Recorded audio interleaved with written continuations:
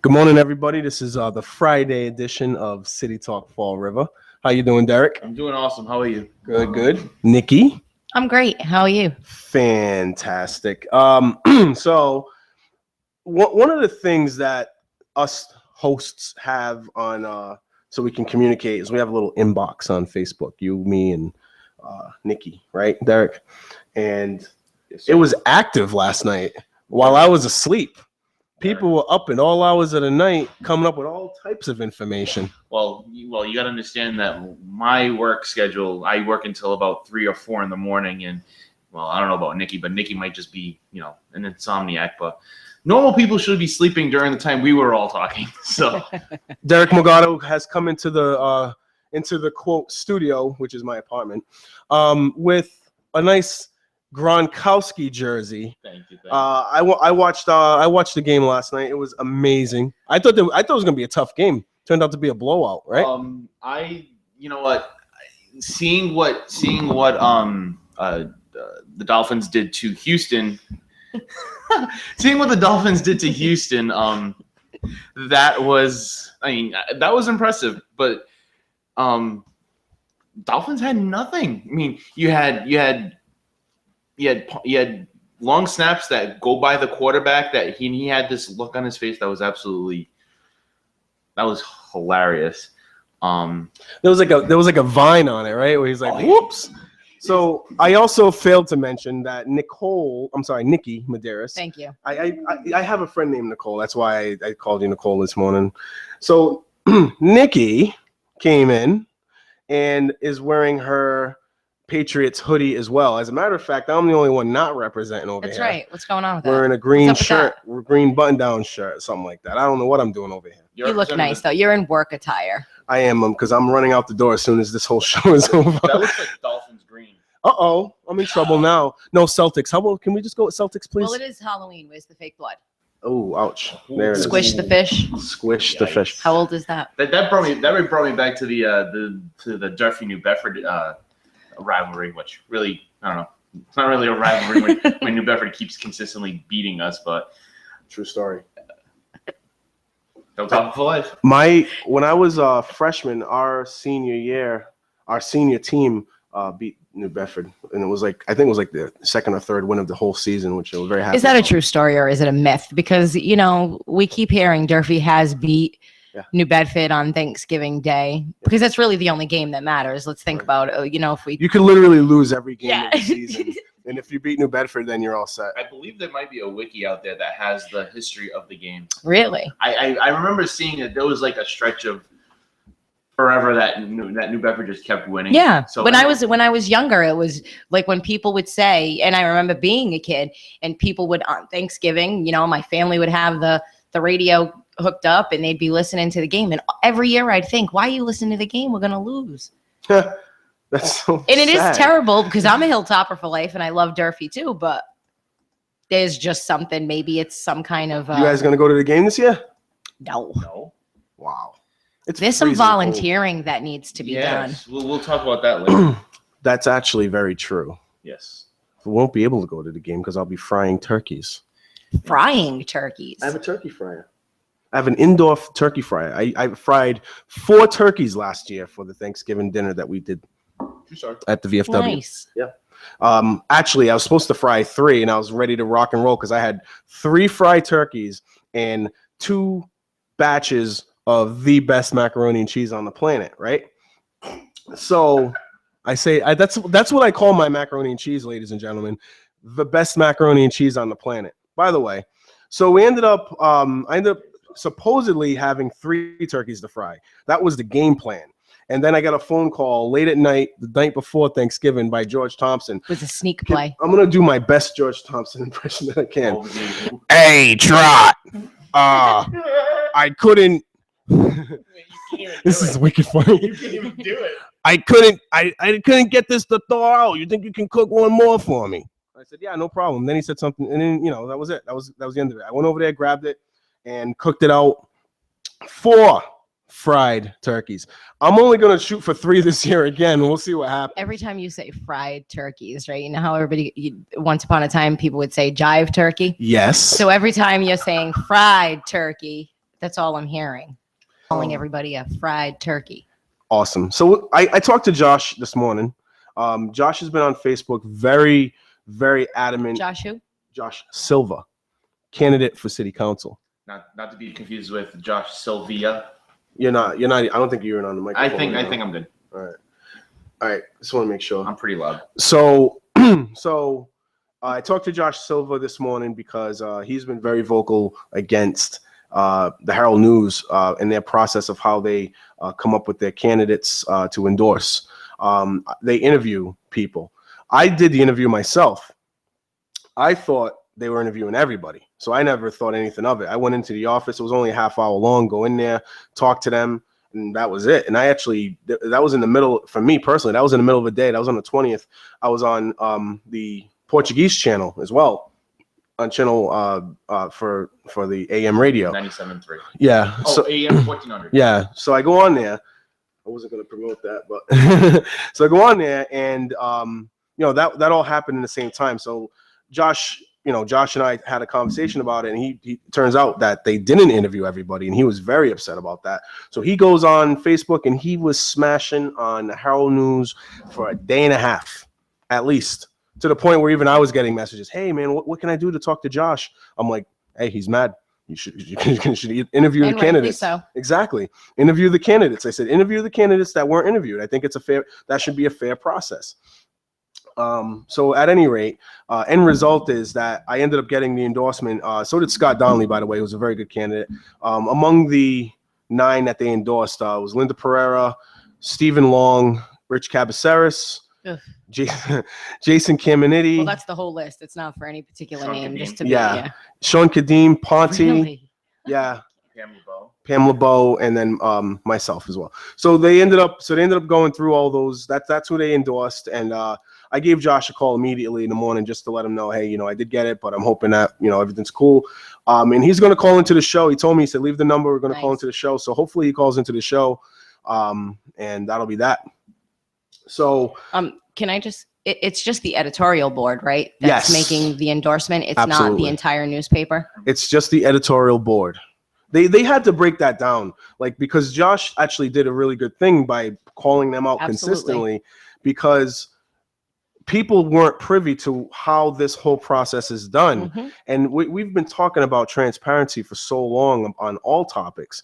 So to me, that's exactly how it should be in every aspect, especially when you're talking about politics. You talk about politicians and candidates. I don't think any news organization, and I had said that on social media to Aaron from the Herald News. I said I didn't think that any news organization should be making any endorsement, even if it's the editorial board. People read the newspaper, so even if it's just the editorial board, no matter how much they explain it, if it's in the Herald News and it's the Herald News editorial board, people are going to take it as a Herald News endorsement. Personally, for me, I don't think endorsements mean anything. You could go in the past and see which candidates have been endorsed in the past. Doesn't necessarily mean there's going to be a win. And keep in mind, it does also state. I believe the article does also say it is an opinion piece. Everyone's going to have those 4 people. Those. Well, I don't know how many people are on the board. I want to say it's probably about 4 or 5. I'm not sure. Those people only have. They have their own questions. They want to hear their questions answered a certain way. They want to make sure that what they want to see go on the console is what they believe the citizens want. Which, to me, it's basically a personal opinion that they're printing in the paper. Exactly. I'm not. I mean, you can have all of the endorsements you want. I believe you have started having the endorsement of the union. He has a good amount of union support. At the end of the day, you know what?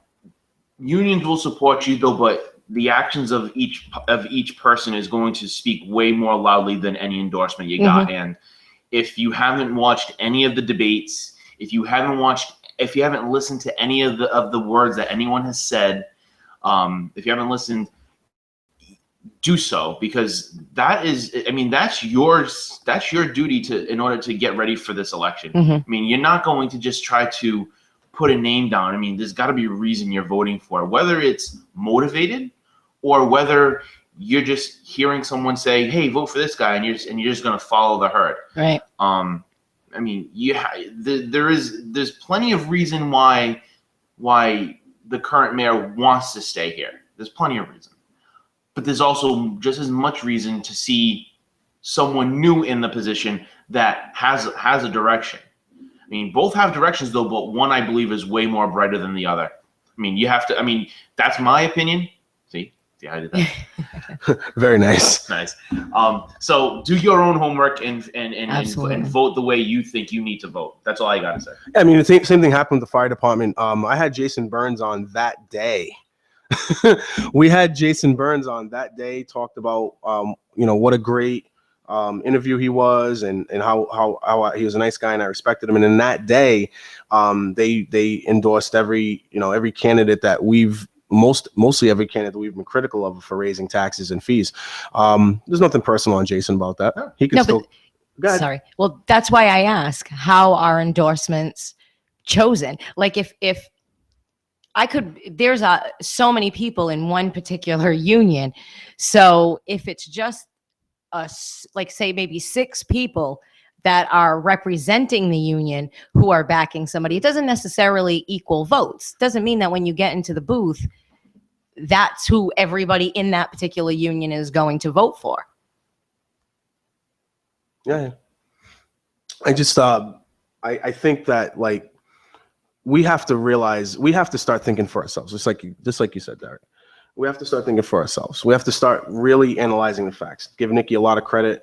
Yesterday, he talked about it many, many times that, she sets the example for what citizens should be doing, not depending on just the media, but also going out there and doing it herself to see what's out there.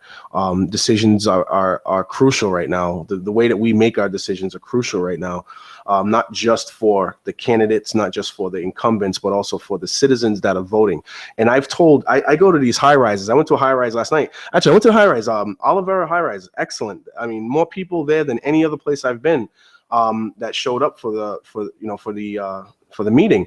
So I get there, and I've been saying the same thing to each and every high rise. You're the most powerful people in this city as voters. You're the most powerful people in the city. And by nature, that's how this whole country was supposed to be designed. Since 1776, it was always supposed to be that way, that the voter is the most powerful person in this process, because they're the ones that can decide who is a part of this government and who is in positions to make these decisions, taxes, businesses, all these kind of things. So I let them know that, and I said that the government has figured out a way to discourage you from believing that, and that's really what it comes down to. That's why these endorsements, they shouldn't have the power that people think they have, because really the power is in the voters' hands, and they can become informed. They don't have to depend on what they see on TV, who has the best advertising, things like that. They can actually get out there and say, wow, this person actually did not tell the truth at this moment in time. This mayor put a fee when we can save money doing this. Like, we have the power to go out there and find that information. We don't have to rely on the Herald News, WSAR, or a politician to inform us. We can go out there and get that information on our own. And I think that we have an obligation to do that as citizens, because we do, as voters, have the most power in this whole process. Mm-hmm. But Nikki. Yes. Speaking of which, you did your due diligence, and I don't want to take that time away from you. I want you to be able to fully say not just the information, but why it's important. I think that's one thing that we do a lot of on our show, is we give the information, and sometimes we don't say exactly why it's important. And I want Nikki, because she went and did all that legwork, I want her to be able to do that. So the mic is all yours, my friend. Well, we're talking about the information that I received last night. Yeah, can you say who you got it from or no? Actually, I got it from a local news station called Spindle City Straight Talk. Nice. Actually, CJ has been really really nice. Him and I have been speaking. We've been sharing information. He called the show yesterday. Yep. Yep. So, and Chip is great too, by the way. well, you know, I don't, Sometimes. again, but let me just start by saying, with all of everything that goes on, it's not a matter of how I feel about somebody politically. Like, you can completely disagree with me, and it doesn't mean that I have to disrespect you or not talk to you. I say that all the time. Like, I've seen met married couples who vote for completely different people. It doesn't interfere with their marriage. It shouldn't interfere with a friendship, shouldn't interfere with people's respect. So I will always respect anybody who respects me. That being said, I received information last night, which was great. And I'm not going to burst everything out because CJ is going to have his show today, CJ and Chip, at 11 a.m. on channel 95. So I want him to actually share all the information because I'm not an info stealer. But the information that I received last night showed me a few interesting things, such as the 4 trash contracts that we are in. One of the interesting things to note about all 4 contracts is they were all signed during the last 6 months of 2014. What do you say? We've been in contracts for years. Isn't that what we hear all the time? Well, 4 contracts were signed in 2014. Every single one of them was signed in 2014. The first one that was signed in 2014 was Waste Zero. That was the first contract we went into. Now, Waste Zero, if everybody understands, that is the company who supplies us the bags for the Pay As You Throw program. Right. Good call. So, just we're gonna put the dots together today. Okay. So that's can we bring up that thing just so I have it in front of me so I know my exact numbers? I don't like. I am your falsely. Vanna. I would not falsely share Nicole? numbers. I'm sorry, Nikki. I Yes. am your. If you call me Nicole one more you're gonna time, smack her I upside may the head. take that into my own hands I and know. I right understand. hook there because Nikki. I'm Nikki. Thank you. I am your Vanna, and I will provide you with all the letters. Vanna White? Yes. Actually, would you Vanna White. I like that very much. What you just said right there. Very much. This one right there. Do you want to pull it up a little bigger? You want this one right there? Yes, please. Oh. Yeah. By all means. So let's discuss these contracts. So out of the 4 contracts, we have Waste Zero, Casella, and the 2 with Republic Allied, BFI, because they have all names. It was BFI first. Allied came and bought it, and then they merged. So those are the 4 contracts.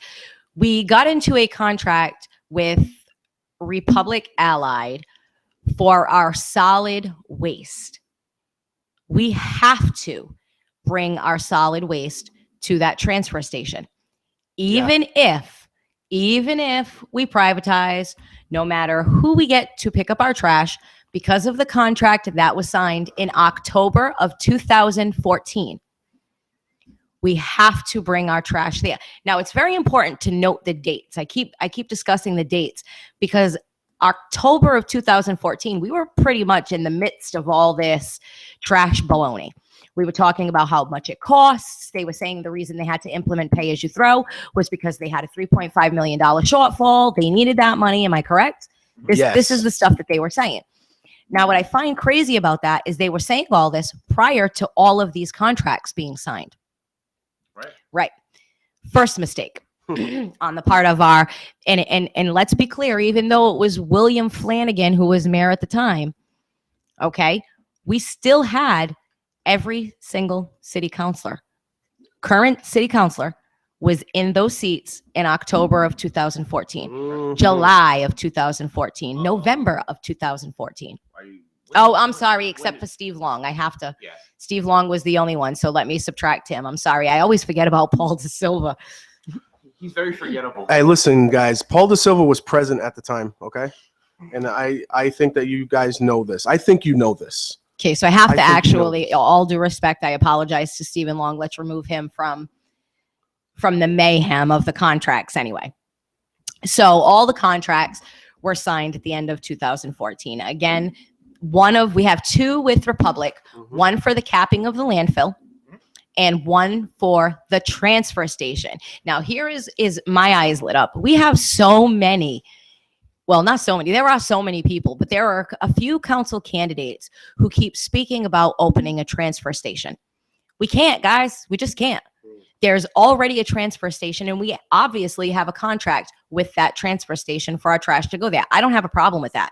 It's a transfer station that's located in the city of Fall River. We receive tax dollars from that transfer station, whether it's whatever tax dollars the city receives, the city still receives tax dollars. They employ Fall River residents. So again, if we're going to invest in any transfer station, I would think it would be the one that's already built in the city of Fall River. If they want to save money, the biggest way to do it without needing a contract is to reduce the trash that's generated. Don't know how many times I keep saying that. But if you're going to talk about paying for it, we might as well do it with the one company that's in the city of Fall River who has a transfer station already. One of the things that you and I have talked about and Derek have talked about to reduce our waste would be to talk about the composting piece with the solid, with the yard waste. And if we were able to compost and possibly use it as a selling point, or to reuse it within the city to cut costs in other areas, we would no longer be picking that up on overtime. We would no longer be spending $120 per ton to get rid of that. Funny you bring up yard waste. Yes. Not one contract for yard waste was listed in the trash task force survey. So we don't know where it goes. Nope. Not one thing was mentioned about yard waste. Not the cost, not the employee cost, not the disposal, not a thing was mentioned about yard waste. Picked up on overtime, said by Ken Pacheco in multiple meetings, and $120 per truckload. Wasn't ton, but truckload. That was said by Ken Pacheco. Where is it going, and who is getting paid to dispose of our yard waste? And if we're not paying for it, then why are we paying for employees to go? Like, I'm so confused with the yard waste thing. Why are we picking it up? We don't have a contract with anybody. So is somebody getting paid on the side? Is somebody getting paid in their pocket under the table? Then we don't know about it. There's only 4 contracts, and not one of those contracts mentions yard waste. None. So again, what's up with the yard waste? We're paying so much money for it, and where is that money going? Who's getting that money that's going out? Okay, so that's the other part. We get to Casella. I'll just read this part. All 4 of the contracts reviewed by the SW, which is the Solid Waste Trash Force, are currently in effect. It is the understanding that the Solid Waste Task Force, Trash Force, I said, didn't I? Yes, you did. Task Force, that all 4 contracts in some manner materially impact existing and future solid waste collection and removal in the city. Unknowns such as potential extensions to the service agreement for municipal solid waste further complicate the planning process. Now, we've been listening to Mayor Sutter talk about, you want to read? I can get rid of it. Yeah, you can get rid of that. We've been listening to Mayor Sutter talk about we're stuck. And actually he hasn't really said we're stuck. All this discussion about I'm going to give it to the trash force, the task force. I keep saying trash force. We're going to give it to the task force. We're going to look for a solution. If we were already in contracts at the end of 2014, and let's be real, one contract, the Waste Zero contract was July of 2014, or rather August of 2014. The Republic contracts were October of 2014, and Casella was November of 2014. This is pretty much during the recall baloney that went on, and it was shortly before Sutter became mayor. Sutter would have been privy to those contracts being signed. Now, if those contracts were already in order, why then would you create a task force if those contracts were already there and if you were to read those parts of the contract? Now, so this task force was almost... It was pretend. It was unnecessary. Put forward. Unnecessary. It was very unnecessary. Like, when I read that, it's kind of like, so all these months, what was this object? He could have come forward and said, listen, I'm a lawyer. I've been through the contracts. They were just signed in 2014. Creating a task force is futile at this juncture. Let's look at reduction of what we're creating as far as trash goes, what we're generating in trash. Oh, go ahead. Those were interesting. You guys pick up anything on the document that you'd like to talk about? Well, the one thing on the document that I saw was the very last page, and I kind of mentioned it a little bit this morning when I actually had time to look at it. I believe Bedford in Fall River same. I believe that in the city council meeting from Tuesday, there was a question about households, and I believe the director of DCM, Director of Community Maintenance. Director of Community Maintenance. All right, thank you. Mr. Ken Pacheco said that there were 39,000 households in the city of Fall River. Well, to my surprise, I look at this little document and I look under Fall River and scroll over. It says number of households, and I see the number 34,000. That's a 5,000 household discrepancy. True story. That's a lot. 5,000 is more than how many people are not using purple bags. Where did that number come from? Well, this city has been very. I mean, we've seen numbers being fudged around, for the last many years, especially recently with this whole pay-as-you-throw fiasco, with all of these estimates and projections. Estimatations. Thank you. The gift that keeps on ringing from Dan Rigo. Thank you. 5,000 extra households, I should say. I wonder why we have to be that high on the household count. I don't believe that household count. Neither do I. Not by a long shot. I thought it was actually closer to 33 than 34 anyway. And there are actually a few things. Like, remember, I've been saying for months now. I've been saying for months that something fishy is going on, right? And the more I look into it, and everybody's like, why do you keep talking about trash? It's literally so interesting because I keep finding stuff. If I weren't finding anything, I would be like, hey, there's nothing to keep looking into. I keep looking into it because I keep finding stuff. The bigger picture is the money. The bigger picture is we keep on hearing how they need money. They have a shortfall. They need this, they need that. So when we keep on finding where there's a lot of waste involved in this department, that's the reason why we keep on focusing on it, because the number one goal here is to not be wasteful, to be efficient. And we're not seeing that right now. When they talk about 39,000 households, what we have recently learned is that the City of Fall River Trash Department, Sanitation Department, is picking up recyclables from housing units, elderly complexes. I walk by the Doolin Apartments regularly, and you can clearly see the city issued recycling bins. So here's my question. If we're paying $42 to $45 a ton for our recycling, okay? And somebody is saying there's 39,000. Well, I'm not going to say somebody. Ken Pacheco, let's be real, is saying there are 39,000 households when we know there are only 34,000 households. Is it possible that those extra 5,000 households are housing units that are receiving city services without paying for them? Oh, yeah, absolutely. Sounds like it's a possibility to me. So that's where I question where the 39,000 come in. And again, if the city of Fall River, whether it's through the Sanitation Enterprise Fund or through the general fund, is paying for the disposal of recycling. And let's be real, we're not just paying for the disposal of the recycling, we're paying for the employee time to go pick up that recycling. So that's salary and it's the recycling itself.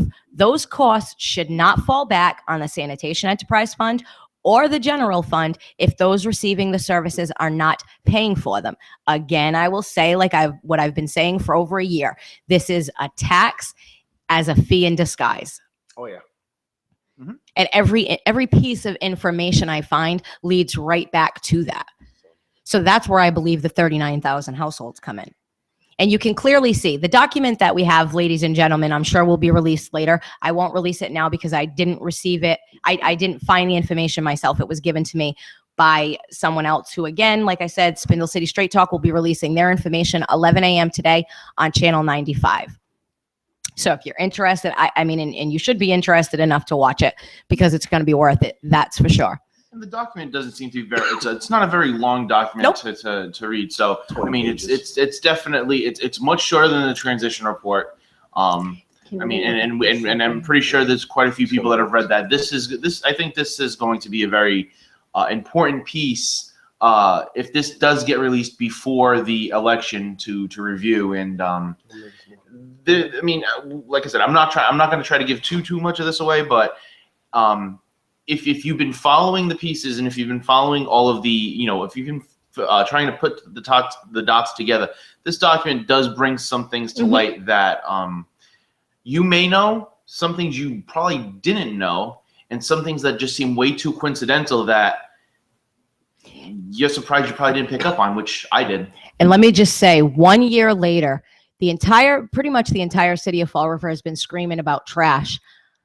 Anybody who was in office when all of these contracts were signed until now pretty much screwed the city of Fall River, because if you guys all would have came forward with this information from the jump from last year after the contracts were signed, we could have spent a whole year working on this and figuring out a way to reduce how much we're spending rather than saying who's paying for what, where is it going, who's getting picked up, why do we have contracts? That was all a waste of time. Plain dumb. It was a waste of time, and that irritates me, especially because of everything that I've looked into. They're playing like they're dumb, and they're not. Money is going into somebody's pocket. They know it, I know it, and it's just a matter of time before we find out who. There's a portion of this document that shows the landfill history. And when you go through the landfill history, it's kind of, we know a lot of that. Can you scroll up a little bit? In 2005, keep going. There's one part of this document right here. And it wasn't in 2005, excuse me. It says, in August of 2004, the city of Fall River wins a $13 million lawsuit after BFI was found not to have paid the city proper host fees. $13 million, ladies and gentlemen. Now, our sanitation is what? $6 million a year. Did they take any of that $13 million and put it towards sanitation? That $13 million could have built us a small transfer station back in 2004. That $13 million could have paid for thousands of compost bins for every resident in the city of Fall River, which, by the way, would have reduced the cost to our sanitation right now. This is disgusting to say that in 2004, and we all know that's 11 years ago. So our city, if they would have banked that money, could have used $1 million a year, and they still would have had a couple of million left over in that account. Yes. They took that $13 million and they spent it. Not my problem. Let's go back to 2004. Which city councilors were on the city council? I could actually find that. Well, if I had to take a guess. Well, we know Joe Camara, Linda, Pereira, Pat Casey, Mitchell, Ray Mitchell, Leo. Hey, all you guys that want us to buy the bags.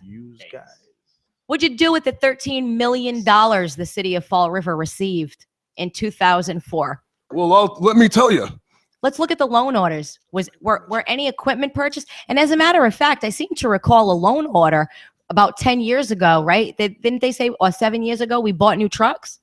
Did any of that $13 million go toward buying equipment for the sanitation department, or did they just want to pass that along as a loan order? Wow. Interesting. That is a great question. Great question, no? So let's go back to the meetings of 2004, 2005, 2006. Let's go back 10 years, right? And see how many loan orders were filled out when they received $13 million from the landfill. We're not going to do that at the moment right now because that would be a we obviously a couple hours to take doing. But that was more a rhetorical statement. And the truth of the matter is, when we keep on hearing and we keep on saying wasted spending, wasted opportunities, we don't just say that with without anything to back it up. You just listened over the past 10 minutes. You just listened to Nikki Medeiros talk about. Watch. No, I can't do it like that. It's coming. Nikki Medeiros coming at people, letting people know the information, letting everyone know, exactly and pinpoint where that money could have gone, where that money could come from, and the responsibility that the city council and the mayor had at that moment in time to take care of the future. When we say poor planning and mismanagement, that's not buzzwords. That's not, you know what I'm saying? That's there's actual real fact behind what we say when we say these things. It's not us being negative, Nikki. No, it's actually us being positive because I'm trying to fix a problem. I wish that more people were involved in doing these kinds of things. CJ Ferry, Chip Kamara, not perfect individuals, but they are doing their part as citizens, keeping the public informed. They get credit for that. They deserve credit for that. Yes, they do. So bottom line, number is 774-955-0533. We really, really would love to be able to speak to people about this. And again, the great thing about this YouTube video is that it's always going to be out there. You can always come back to refer to it. This document's going to be out at 11 o'clock, right? It'll be out today at some point, I'm sure. I don't know when he's going to release the whole thing. I could do so, but like I said, I'd rather, I respect him, so I'm just going to let him do it. He said I could discuss it. He actually said I could show it, but I would leave that for him. I think that the last few days, people have been giving him some flack for the debate. Yeah. And I'm going to say, I still say it was the best debate we've had in the city of Fall River to date. As a person who moderated it, was on the stage asking questions. She feels I was a panelist. Yeah, she feels as though this one was the best one. Absolutely. And she was in more than one of them. She was in the other one as well. Mm-hmm. So she's, she's being objective on all this. I sat in the middle. I was listening to both crowds. I thought it was a good time. It's sort of a setup in a way because Jaisel's crowd was louder. Sam Sutter's crowd was loud as well. And yet, for some reason or another, our local radio and our everywhere decided to blame Jaisel's side for this. And I didn't understand that, for example, because to me, everybody was in it together. I should have taken a photo from the stage because if where I was at from the stage, I could see the crowd, the audience, and Jaisel's side was loud. Sutter's side was loud. Now, when people say Jaisel's side was louder, and this isn't because I'm a supporter or like people like to try to claim, Jaisel's side had more people. So just by sheer volume, the more people who were there hollering, the louder it's going to be. Mm-hmm. That was the only difference. The things that were said. Now, I was on the Sutter supporter side. Mm-hmm. I couldn't really, if anybody was hollering anything out personally on the other side, I didn't get to hear it too much. But for me, which part? Where somebody wanted me to fall? Yes, that's what I wanted to say. Yeah. Well, from my standpoint, when I was having a conversation with Bill Rapley, I could hear someone. Well, I could actually hear a few people behind me. Now, I guess maybe what they didn't realize is I had already seen there was a spot on the stage that was kind of like a hole where something must have connected. It was just something, and I had high heels on. So I could hear them saying in the audience, which was hilarious, they were like, oh, fall, back up, right? Now, me being me, I already knew the hole was there. So what I did was I kind of swung my foot around to make it look like I was going to go in the hole, but I moved over to the right. So you could hear, oh, like that. Oh, but those little things, and I'm not going to say, I can't say who it was. I don't have it recorded. So that to me, it's not really that big of a deal. It didn't bother me. I took it more as, I can't believe people want a resident. I'm merely a resident who's interested and they want me to fall. That to me was just more hysterical than what they were saying. I thought that was a little insane. Crazy. But both sides, and I need to say this too, I don't think either side said anything super crazy. Right. There was nothing really, some things were said, but to me it was more for dramatic effect. I had written something last night, a comment on social media, where I said, one side screamed loud, the other side screamed louder. Jaisel was introduced first. Everybody clapped, everybody screamed. Sutter came up, his crowd screamed just a little bit louder. It was a competition. And if you watch the debate, you'll clearly see that it was a competition. At one point, when the question was asked if either candidate would accept a campaign contribution from a vendor of the city, Jazel's answer was yes. Sutter's crowd started yelling, of course, of course. Well, they should have waited, because 2 seconds after that, when Sutter answered the same as Jazel. He said yes. So when they're out there screaming, like from my standpoint, I was like, do you realize how you look now? Because you just bashed Jazel for saying yes, and then your candidate said yes right after. So what does that mean? Does that mean your candidate is bad, or are you just saying that to make Jazel look bad? Well, you could see clearly that anything, if they're rooting for their candidate, then they could say no wrong and do no wrong. And everything the other person did is going to be wrong. I mean, literally, their candidate could have said 2 + 2 is 5, and they would have got a standing ovation. I mean, that's just the way things were going to go. That, you know, and I think that's when the moderator tells the crowd, cheer for your guy like you're at a football game, which is what he said. Basketball game. Basketball game. Then that's what they're going to do. No matter what's going on, that's what they're going to do, you know? And to be clear, the candidates weren't losing any time. There was not going to be any time lost for their speaking while the crowd was going. They had every opportunity to wait until the crowd quieted down. They didn't have to get rattled. And both candidates did get rattled at one point. I think Sutter did get rattled a little bit more, but he was on the side where he was located on the side where the Jazel supporter was. Yep. So that I will say, it was, Jazel did get distracted too, because at times he was answering the crowd rather than answering the moderator. So from my standpoint, being on the stage, I would have appreciated both candidates pretty much ignoring the commotion from the crowd and answering the questions, because the questions, Derek had a great word yesterday, were not the questions, but the answers, their responses were vanilla. If we want, you know, they were kind of boring. It was nothing that we hadn't heard before. They always go back to the same speech. Jazel's great at business, and Sutter is a great DA. We didn't really hear anything new. But anyway, I don't think anything, when people talk about it wasn't a great debate, I think it was an awesome debate, because it showed both sides do the same exact thing. It's just people in emotion. I haven't, we both know who has been supportive of whom out there, right? So what I've noticed is that, your WSAR, they've been supportive of Sam Sutter, clearly, blatantly, Bob Correa, all of them. They've called Jazel, kid a bunch of times. Like, we know exactly where they are. So when it was clear that, the overall population decided that Jazel won that debate, you knew that WSAR was going to come out and say either they were going to demonize the debate or they were going to just give a false information as far as who won the debate.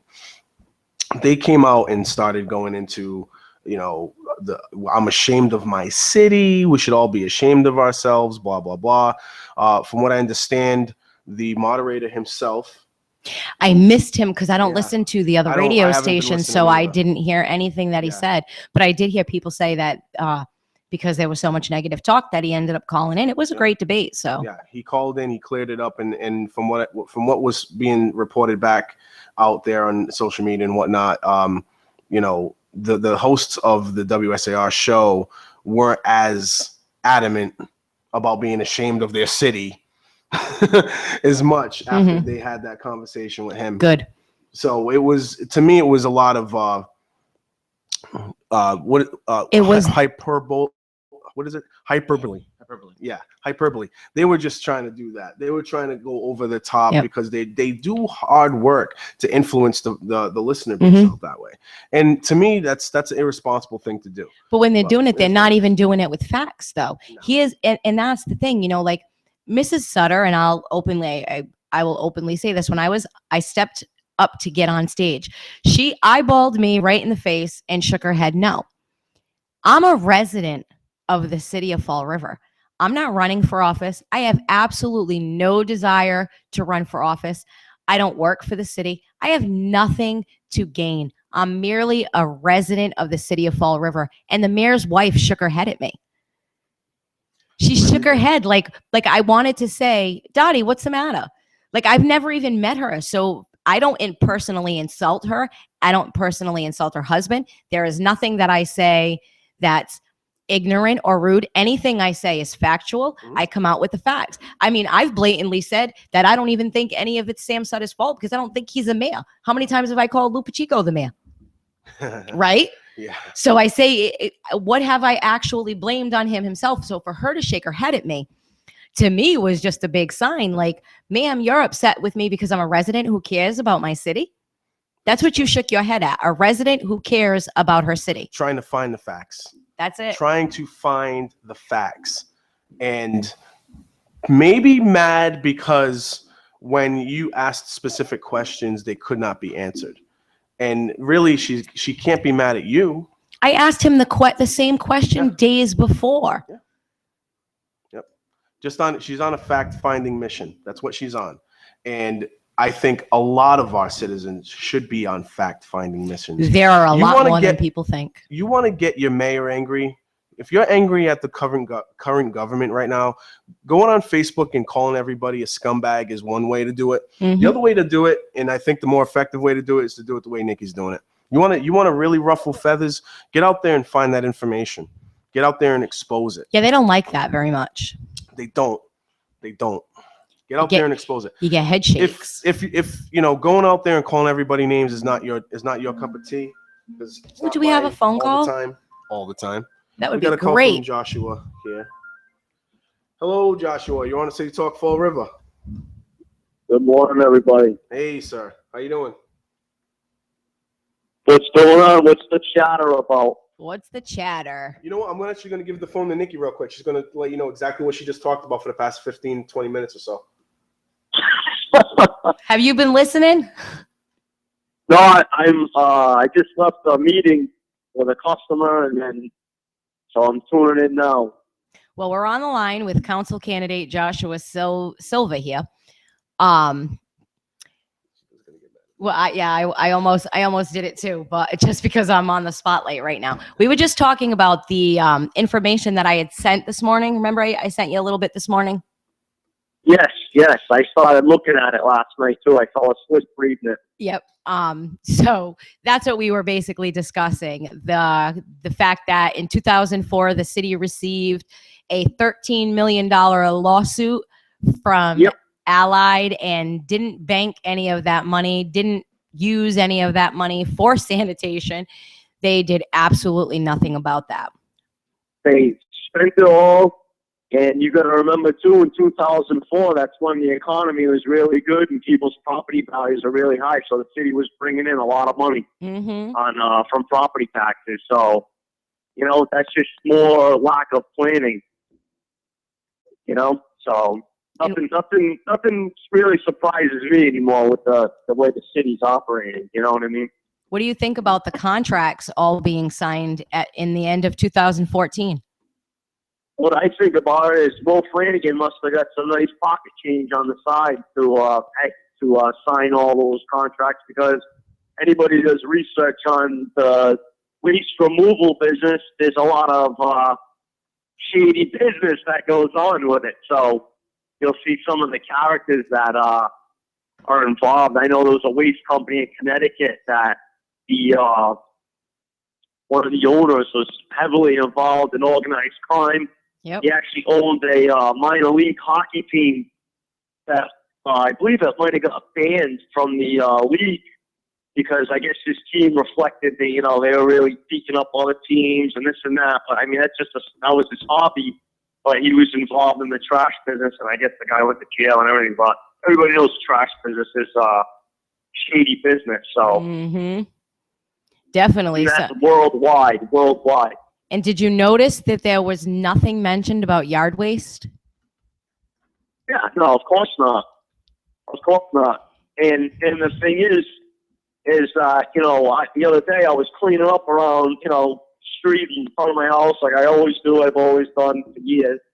and I'm raking up leaves, I'm raking up trash, I'm raking up this, and I'm like, if I had the city's trash program, if I was using the city's trash program, I'd have to have 3 different barrels out here, and it'd just be so inconvenient. And actually, the brown barrel I wouldn't even have, because my neighborhood doesn't have those. And, instead I have ABC, I just throw it all in one bin, it's gone, I don't even think about it. So it's just, the whole thing is just a total abomination at this point. I've had 2 conversations with Lou Pacheco in the last week about them talking about the possibility of using free cash to establish a sanitation stabilization fund, which should never even be on the table. And he tried to back out of it by saying, oh, well, you should have complained before when there was the Sanitation Enterprise Fund, but there wasn't any fees attached to it, and it was just being subsidized through the general fund and property taxes. And I said, yeah, you're right, but you know what? Once they implemented all the fees, that practice should have gone away, and obviously it hasn't. They're still talking about taking tax dollars that I pay. They should be going towards fire, police, schools, and all that stuff, and not going towards a failed government trash program. So, I mean, we've been beating our heads against the wall now for 1.5 years about it, and they're still trying to make it work somehow.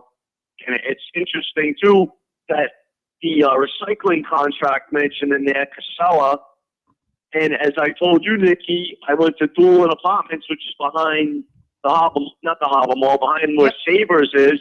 People can go through there. They have cleanway dumpsters and city recycling bins. I have no idea who thought that was a good plan or what it was, but all the people told me that they always had cleanway, and then all of a sudden last year, the city starts showing up with blue recycling bins. So, I mean, I don't even understand what the point of that is, but... Just last year, huh? Sounds like somebody is trying to convince people that the city of Fall River is recycling more since the inception of pay as you throw, doesn't it? Oh, yeah, exactly, to get the numbers up. Exactly, to get the numbers up. So, and as Trot pointed out during one of the forums, when the city actually provided us with the larger size blue bins that we have now. Well, some people, I don't have anymore, but people have with the black cover, that's when recycling really skyrocketed. Absolutely. Because before we had just a little bin, and if you filled it up, then it would be overflowing. So right, but here's the thing. You put it in, and that was it. Here's the thing. Somebody in the city of Fall River got the bright idea. Hey, because recycling really isn't maximized in the city of Fall River, if we go to the elderly complexes and take their recycling, it'll look like Fall River residents are recycling more than what they were actually recycling. And not only that, the cost to dispose of trash goes down for housing, because if they're by weight at all, if they have to pay by weight, they would be paying less because they're no longer throwing out their recycling because the city of Fall River is picking it up. Right. Yeah, so they're saving money for those units that have, obviously, the private halls. They all seem to have cleanway, the ones I've been to, the high-rises and the apartment complexes. Yeah, cleanway. But you're right. If they get charged by the weight, then it's going down. But either way, if we're picking up that recycling, that's more time. And obviously, we all know that recycling really isn't that expensive to get rid of either. So, right. I mean, not that inexpensive to get rid of either. It's not like it's free or anything. So that's just more mismanagement, adding costs to the sanitation department. And as Jason pointed out clearly during the debate on Wednesday, I'm sorry, it was Tuesday, right? The days are all Wednesday. The days are all getting I hear you. combined at this point. But he pointed that out, and Mayor Sutter had no idea that the water department is charging each department for a water bill, and he's trying to say, oh, it's like taking one pocket from the other. Well, it's really not, because you're charging us a fee. So it would just make it more transparent, and all the costs would be outlined. By him, they just love making this trash thing like such a gray area for everybody. Yep. And it's really odd. It's strange, but I'm sure it's strange to us because we actually think and common sense terms where the city, there's always some motivation or some hidden agenda behind all these decisions they make. It's like, people don't think that by now, and just, they get their head out of the sand. I'd be curious to know exactly when the city of Fall River, the exact date they started picking up the recycling from the elderly complexes. Like, I wonder if it was after the election, the recall election, or if it was prior to the recall election. That's interesting, isn't it? Yeah, she said it was last year, so it was. I would bet that it's more along the lines of when they started the pay-as-you-throw to make those numbers look. I agree. Better than because if it was last year, that would they're always doing something. But again, that was Flanagan. But if the city councilors were paying attention, they would know these things. Absolutely, the city councilors should have known about this already. It's really sad. I really hope on Tuesday that I really want to see a change on that 6-4. I can say that, and it's not because no matter who the mayor is, if they're making mistakes, I'll go right after them. Jason knows that. I've told him plenty of times, but Mayor Sutter, I believe, offers nothing for the city. He's just, I don't know what he was thinking, jumping into the mayor's race and the recall. I don't know what, but I mean, he's just totally clueless to how the city operates and how the people are. I cannot relate to the people at all. So things definitely need to change. Cents. I like your 2 cents.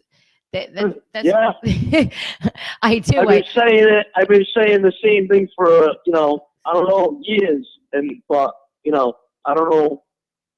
I guess maybe it's resonating with some, but it is what it is. We've come a long way, Josh, and you're part of that. And believe me, I appreciate that so much. I tell everybody all the time, I love the fact that you're running. I want you to get a seat. My hope is that you do get a seat so things can start moving in the right direction. We all need to work together as a team. You don't have to like who you work with. You just have to respect them. Yeah. The one thing that I can honestly say, though, is if I don't make it past Tuesday and Hazel wins, I'll still feel really good because a big part of the reason I wanted to run was the fear that Mayor Sutter would be our mayor again for 2 more years. And obviously that guy needs to get checked. And some of the councilors that we have already, we know they're just right in line with them. So that was a big part of why I was running. So if that changes, that'll make me feel good. I can honestly say that. That's awesome. But, yeah, no, and I wanted to say you did an awesome job at the debate the other night. It was awesome when you said you wanted to get a follow-up question. And I was like, Sutter doesn't want Nicky asking him questions. It was the only time he didn't want it. It was the only time he was like, can we move on to the next question, please? yeah, exactly. Because he just doesn't even it's unbelievable how clueless he is about things. Because, we all know he's not an intelligent person. We know that. It's just he's not putting the time or the effort or whatever it is into actually doing the job of being a mayor.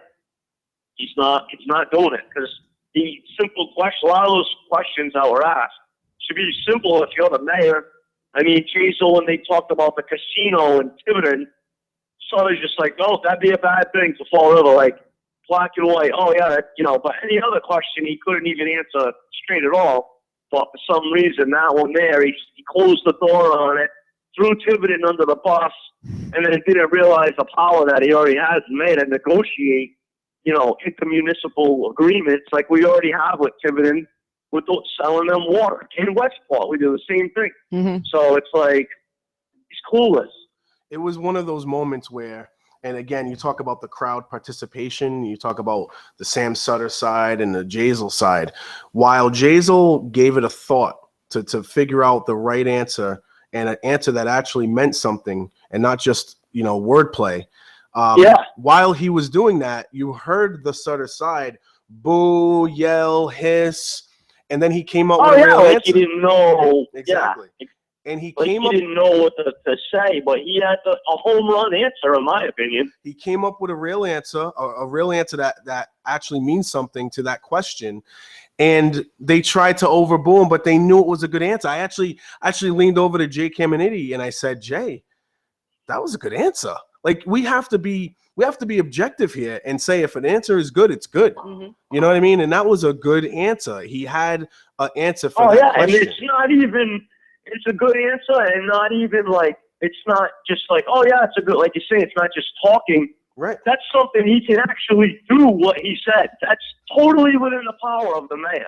It was pretty amazing to come up with that. And that's and you think about it now, that this is a fact. He did answer that. He gave an idea out there that we could possibly pursue where Sam Sutter did not have an answer, and actually tried to ridicule Jazel for coming up with that answer. And the crowd that was supporting Sam Sutter booed him and tried to get him off that topic or get him off his game to come up with that answer. So you're seeing point blank, you're seeing exactly the contrast between the two candidates. So that's what we should be focusing on. And instead, all we're doing is hearing people say how they're ashamed of this city. They're ashamed to be here because people were told to cheer and did. Really? Yeah, no, I mean, and know what a big part of that is to me? Yeah. I think a lot of the things we're dealing with right now is a generational thing. I really do, because people our age, like, I can understand why someone maybe older, that was kind of like, I can understand how they start down this road of, that's embarrassing or whatever. Not that I think it's embarrassing, but I understand that, hey, people have opinions, and that's their opinion, but at the same time, they're letting all that, the cheering and all that part of it, overwhelm them, so they don't even get down to what's actually, they're not paying attention to the content. They're getting so caught up in all the hoopla that they can't focus on the important stuff that happened that night. And to me, I think it was great in what Bill Rapoli said on the radio yesterday when they tried to, I'm not even going to mention their names. Hey, could you actually, without, go as far as you need to go, but how did that go? Because neither one of us got a chance to listen to that. So, well, basically what happened is Wayne, we all know that Bill Rapoli started his career in Fall River. Yep. So Wayne Rigo during the show said, I know Bill Rapoli, I'm going to email him and see if he'll call in.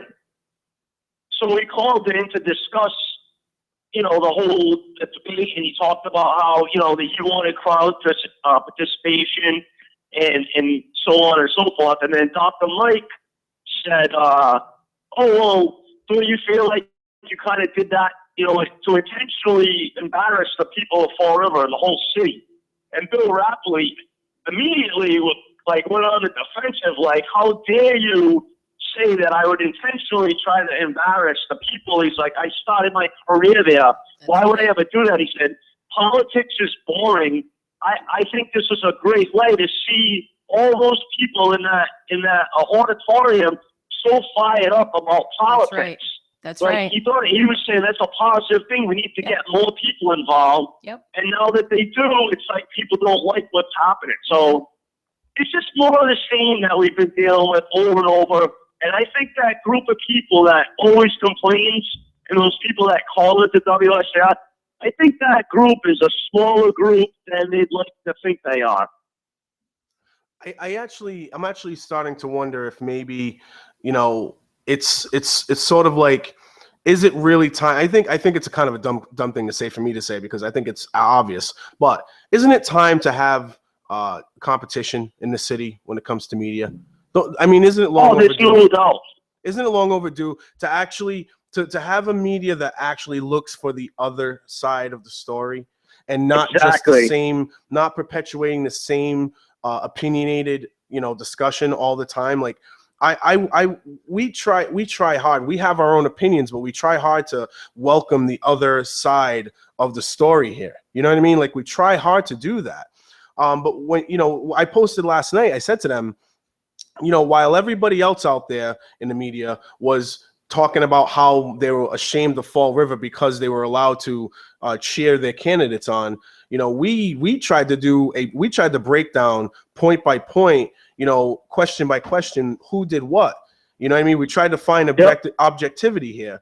I would love for a Sam Sutter supporter to be able to call into the show and say, you know what, he answered this question this way. But every time I hear a Sam Sutter supporter talk, they go right at Jazel's age. You know what I mean? They go right at Jazel's. They have nothing. Exactly. Yeah. It's such a weak argument. It's I want weak.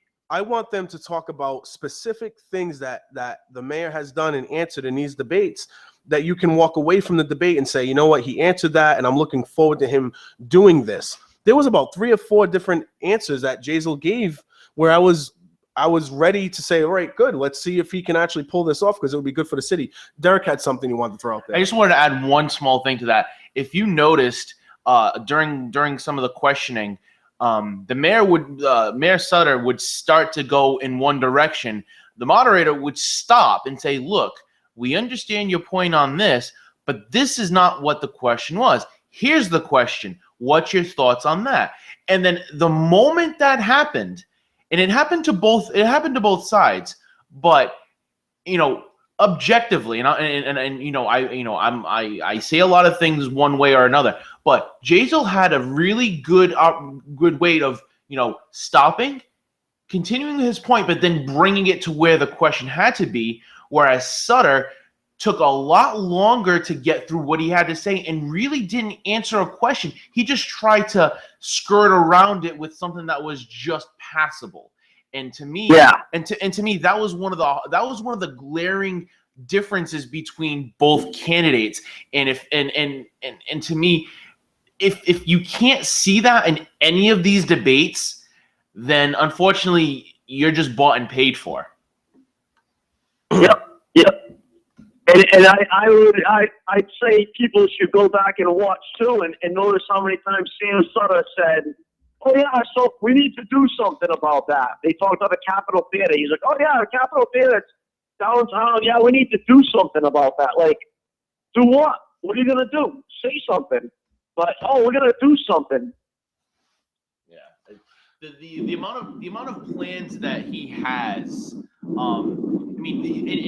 The other part that I wanted to mention is it's very ironic that. Glad you asked that question. I spoke to this person a couple days ago. Man, he's talking to a lot of people about a lot of specific things a couple of days ago. Oh yeah. I just met with them. It's like he met everybody for the first time in the city in the last week before. Exactly. Hey, to be fair, Jazel answered every question saying, that's an important question to me. Yeah. So I just want to be fair on that side too. And Jazel was like, that's an important question to me. That's an important topic. He did say that on just about every single one of them, yes. Which actually the other crowd, the Sutter crowd, made me laugh a little bit because they were like, oh yeah, there you go again. It's another important topic. In a way, it's funny because they're actually yelling at him for saying that a topic is important, right? Yeah, so they're giving him ammunition. Yeah, no, exactly. It's just. It was funny. It was funny. I think Sam Sutter's all done. We'll see. Well, the Fall River voter is one thing about the Fall River voter that I've realized is that very unpredictable. You don't know what's going to go one way to the next, and politics in general is like that. I remember listening to, I don't know if you remember. I mean, I tried to watch Fox News, MSNBC. I tried to get a balance on everything. And I remember when Obama won the second time, and they had a commentary on what was it? It was Karl Rove, actually. Yes. And he was flipping out, like completely lost his mind because he could not fathom that Obama was going to win. He was completely convinced that he was going to win by millions of votes. And just when we think we know all the numbers, we know all the polls, we know the tide that's turning, we can get ahead of ourselves. So like me, for example, I'm right at the bottom. I don't know where I'm going to end on all this. I'm not going to act like I know. You just got to go forward and see if it's going to happen. You know what I mean? That's one thing about us. From what I've heard, the sort of people down in the dumps because of some of the polls they've been running. So yeah, hopefully that's a good sign for getting rid of them. That's actually true, because now I remember running into somebody at that event, and he said to me, 10 points. He said Jazel's got him by about 10 points. I said, wow. I was blown away by that. I'm surprised it wasn't more. Yeah. Yeah, I hope so. I really do, because I'm telling you right now, if Sam Sutter wins mayor and the council pretty much stays, you know, the way it is, then it's going to be a depressing Wednesday. I'll tell you that. Josh, our show is on YouTube. It gets out to everybody who listens, so it's not just like it was on BCC where it was just a core group of people. We have the opportunity to reach as many people as we possibly can. So you can share this YouTube video. You can break it down and, you know, do this interview for yourself, for your campaign if you want to. Other candidates always had that opportunity as well on the show. I say that to you because I know what's going on with the Herald News, and I want you to be able to have your opportunity to speak to all the voters out there that may listen to this video. So please have your time right now. Oh, well, basically, I'll congratulate you on your endorsement to the Herald News. But either way, the process that they use to come up with their endorsements, to me, is not fair. And basically what they did is they invited everyone in. Well, some candidates, they invited them in for a sit-down 30-minute interview. And this process is performed by the editorial board, which they claim, they meaning the people that work at the Herald News, is exempt from any kind of equal time, you know, rules or anything like that, like you have on the radio station. So they claim that it's not, they don't have to invite everybody in and give them an equal interview. So I called Will Richmond and I asked them how they came up with the initial list of who they were going to bring in.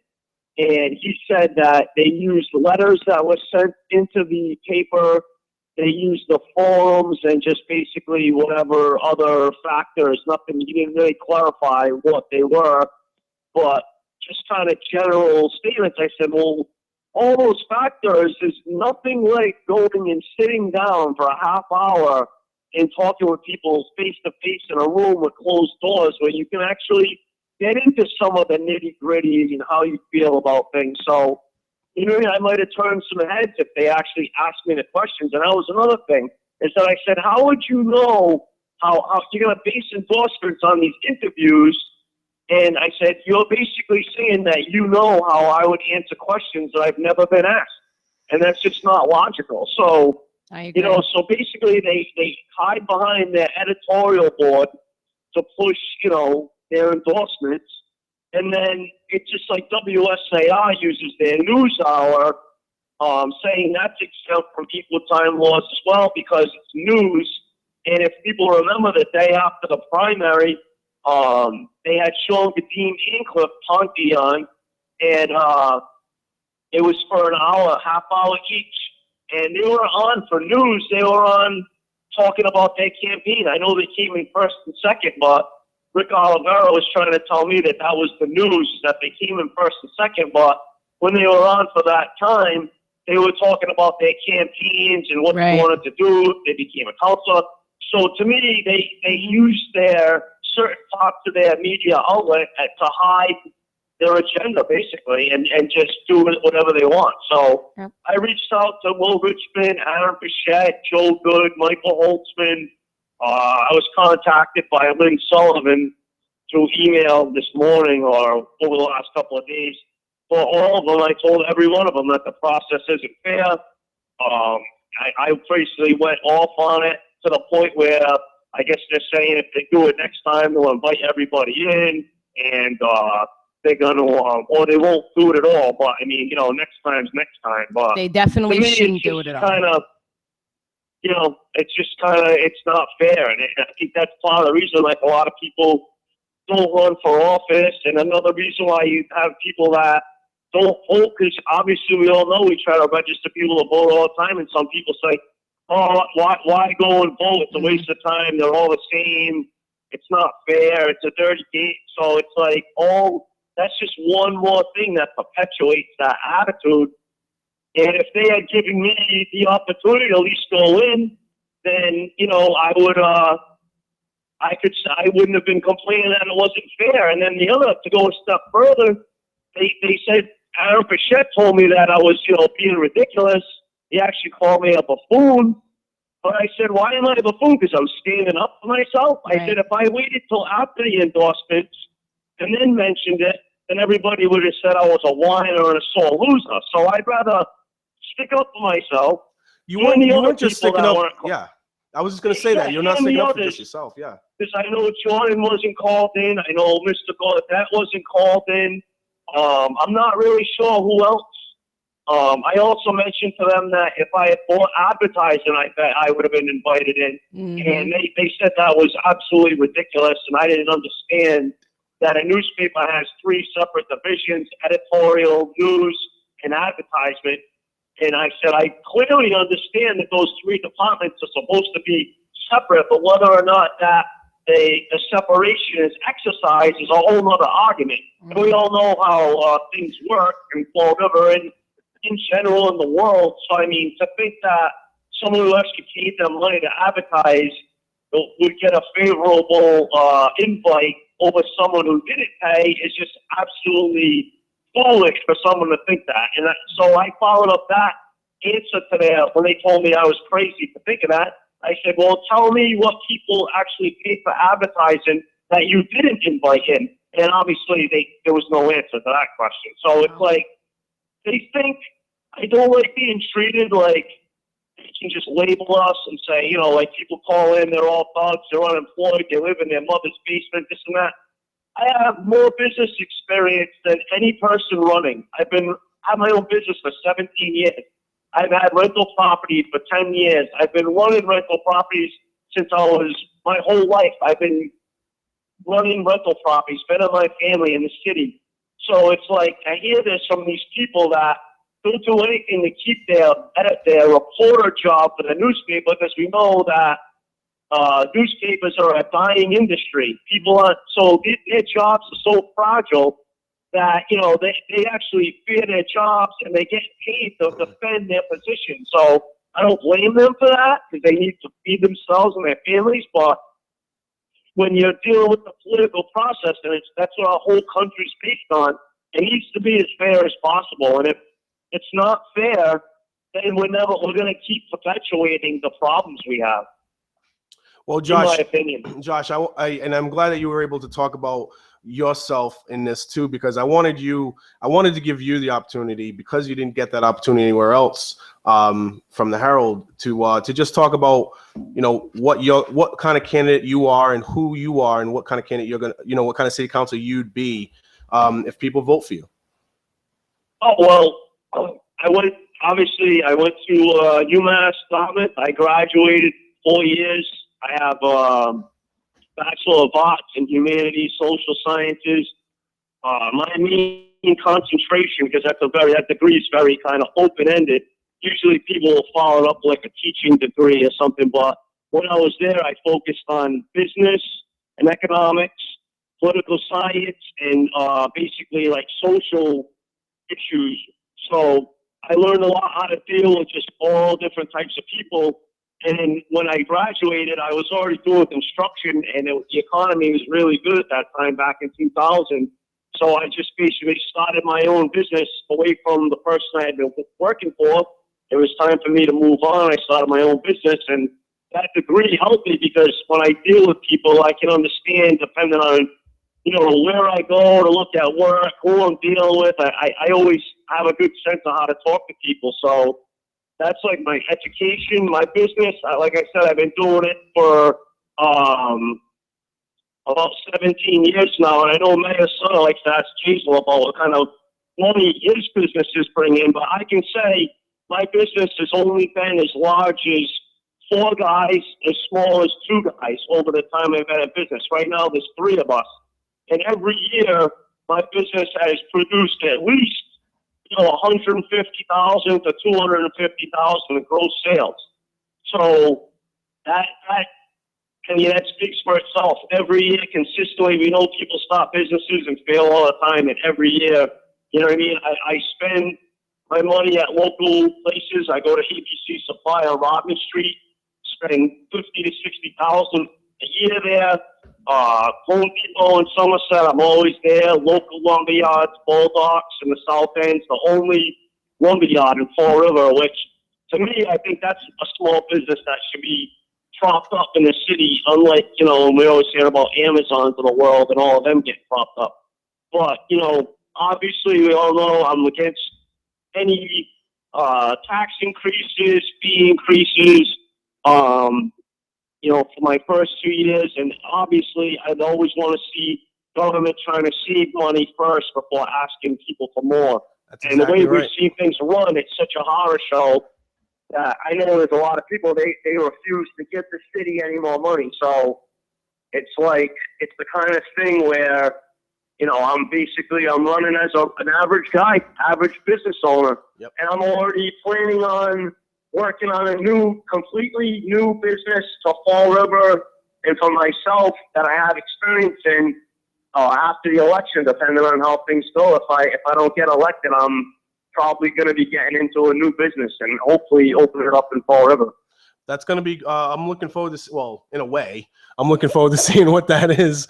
But at the same time, it's going to be, I guarantee you this, if I do what I'm thinking about doing, I don't want to sound like a Will Flanagan at him, but I'm not using this to gain, because this is only if I don't get elected that I'm going to try to do this.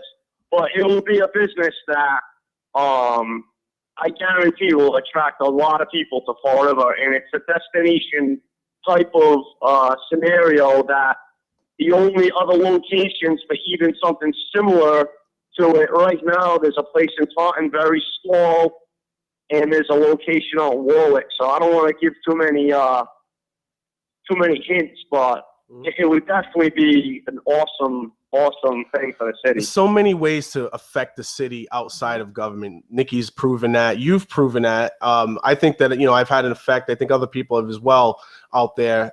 There's so many different ways to improve the city without having to get into politics. But I think that, you and I and a few other people as well, Scott, a couple other people, we decided to take time out of our lives to try to make a difference in this area because it's sorely lacking.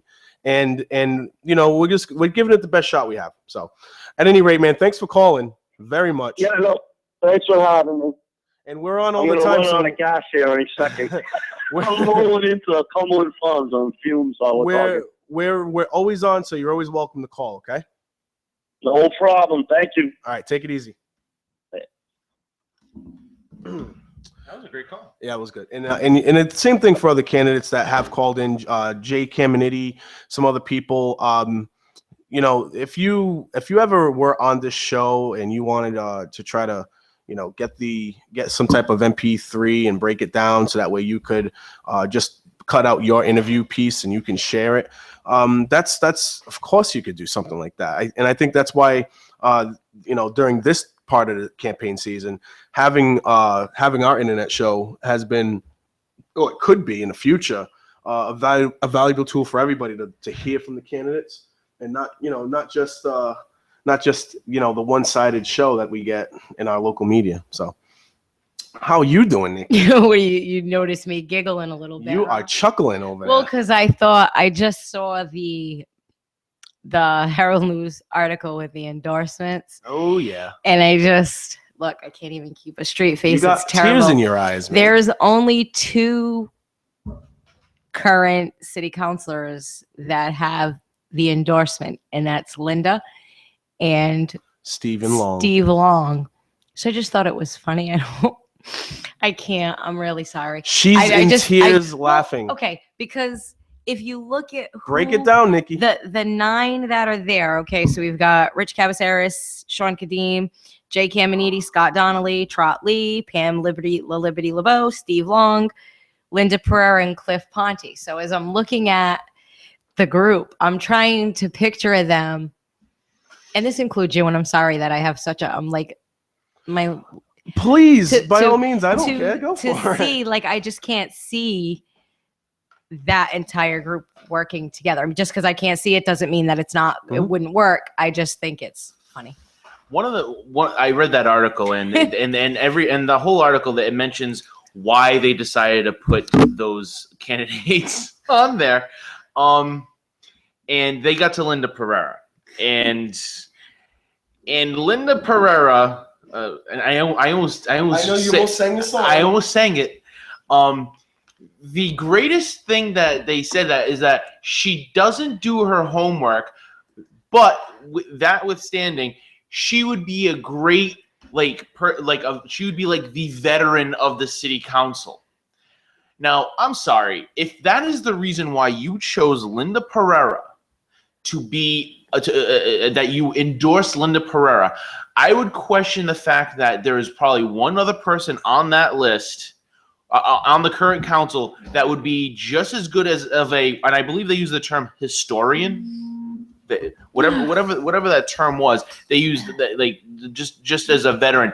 And I'm sorry, I think Joe Camara is way more qualified than being the quote unquote historian than Linda Pereira, especially when the paper states, and I quote, she doesn't do her homework.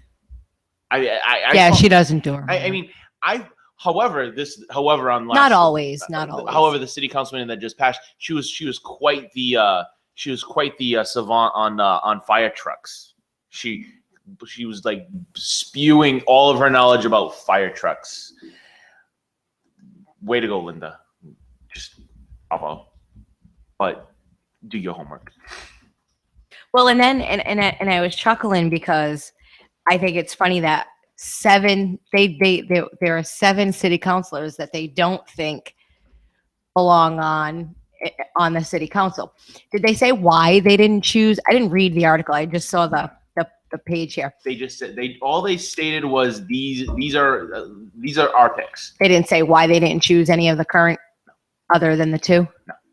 No. I believe. Well, I the only thing that you can do when you give an editorial piece is if you support someone, you can only say this is why I support you. By you saying I didn't support this one, that you could potentially open up a very big problem. All right, I gotcha. So I believe that's the reason why they did that. So we could always call. So I thought it was funny, and the picture looks like the Brady Bunch. So if you just stop picturing them. See, that's why I was laughing. Derek's got it now. Do you see the photo? Yeah, I know. It has and you're Alice. Right, it has a Brady Bunch vibe to it. I'm not gonna lie. Trot's Alice. And it's in alphabetical order, guys. It's just in straight in alphabetical order.